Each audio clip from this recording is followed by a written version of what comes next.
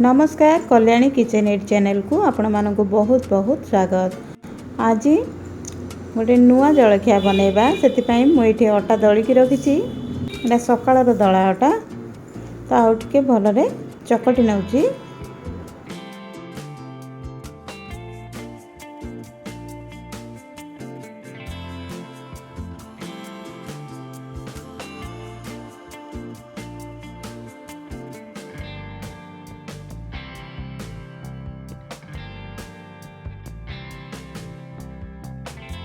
चकटिकी ये 4-6टा गुड़ा मोर प्रस्तुत हो जाइए। प्रथमे गुड़ा गुड़िक रुटी भाया बेली नवा।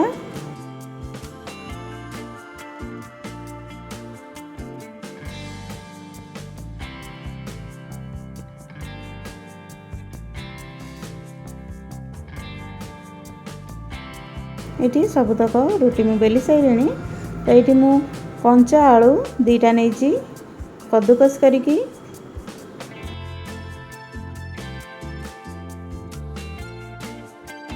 गोटे बड़ पियाज नहीं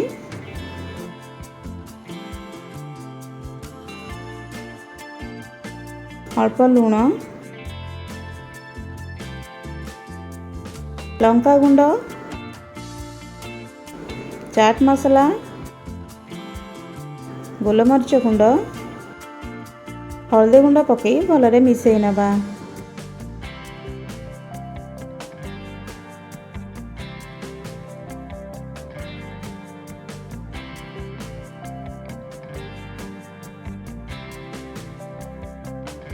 तो गोटे रुटी नहीं जिबा ताऊपरे ये टमाटो केचप मुझे पकई आपणकर जदि ग्रीन चटनी थी देकी ताक भलरे स्प्रेड कर नबा।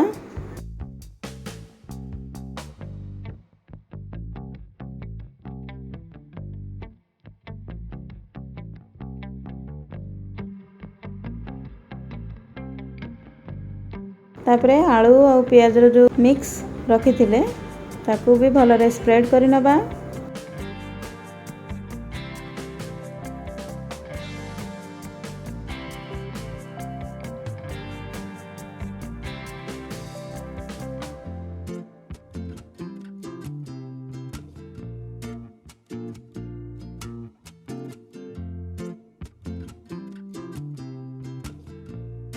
तापरे आउ गोटे रुटी पकई पुणी सेमती टिके अल्प केचप पकेबा पुणी आलू पियाजर मिश्रण पकई ताकू भलरे स्प्रेड कर नबा।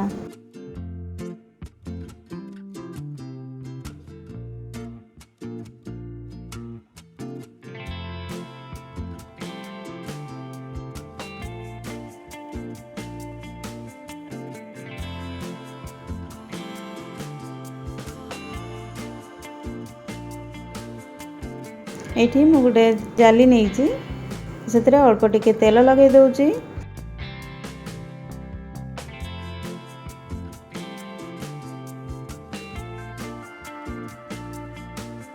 आगुरु पानी गरम कर देथिली तो तारी ऊपर रखिदबा भलरे जेमते बांफ बाजी जीव ता देरे ताकू घोड़े नबा।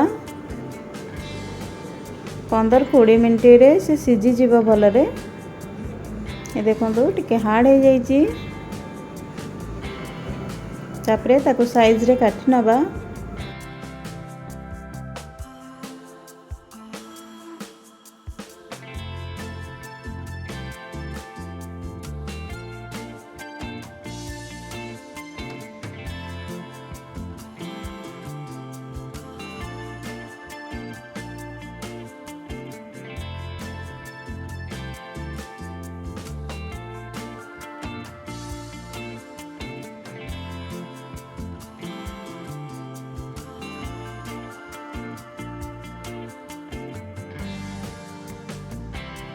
तेल गरम हवा को बसई थी तो से गोटी गोटी करी छाणी नबा।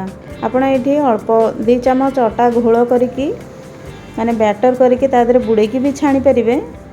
मु डायरेक्ट सेमती पकई देइची एमती भी बहुत भल लागुथला।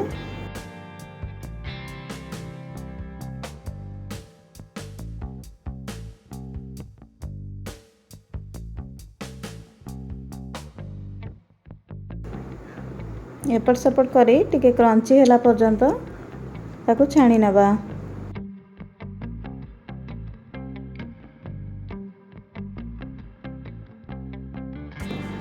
जदि मो वीडियो गुड़िक पसंद आसुची तेबे सब्सक्राइब लाइक और कमेंट करने को जमारू भी भूलिबेनी।